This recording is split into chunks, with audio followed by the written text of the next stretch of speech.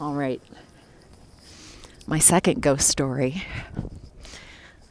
getting to know me, again happened right after I got out of college. And I was living in an old Victorian house in Indianapolis that was being restored. And I babysat for a neighbor 2 houses down. Lovely couple. He was an artist, a sculptor. They had a little 2-year-old girl named Ruby. She was adorable. I would babysit for her. Absolutely adorable. So they didn't have radios, TV. They really wanted Ruby protected from TV. You know, they had their own beliefs about that. So one night I was over at their house to babysit, and they were going out at night. It was nighttime. And Ruby was already in bed, asleep. I never even saw her the whole time. They put a black and white TV.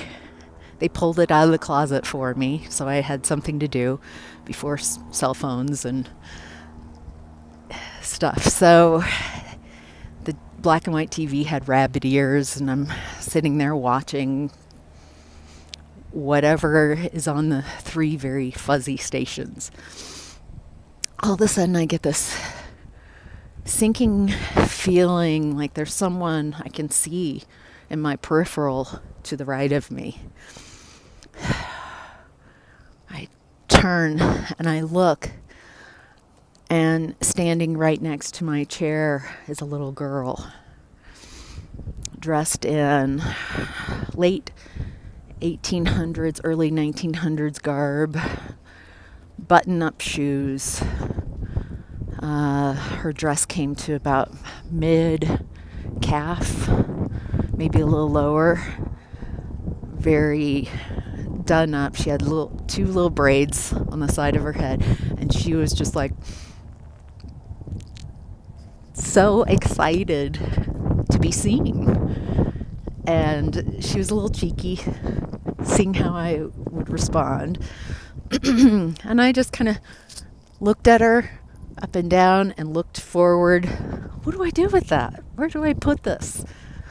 How does this fit into my life?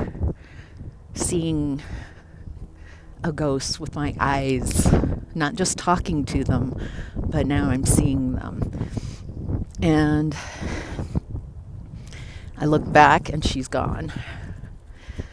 Just tried to kind of forget about it a little bit, but I couldn't, because this is crazy. What is this? When the couple comes home, I say goodnight, walk 2 doors down, back to my place, fix myself a PB&J before I go to bed. And one of my roommates was in the kitchen, and he said, "How'd the babysitting go?"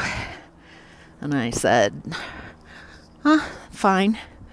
But they have ghosts. I don't know why I said something that was very unlike me. Maybe I was tired, or I trusted my friend.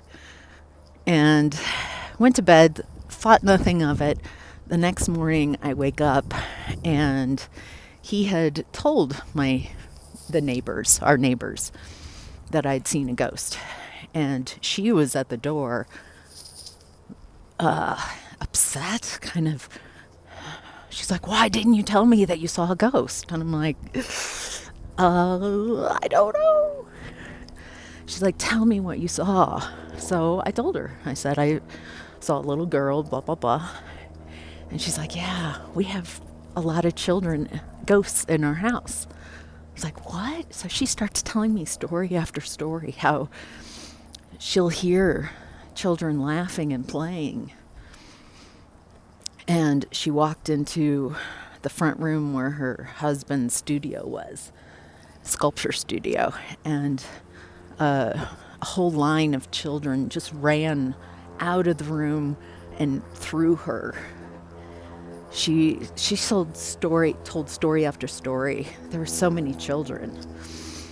And even like Ruby, when she started talking, would talk about her friends, and they were names of children of names she'd never told Ruby.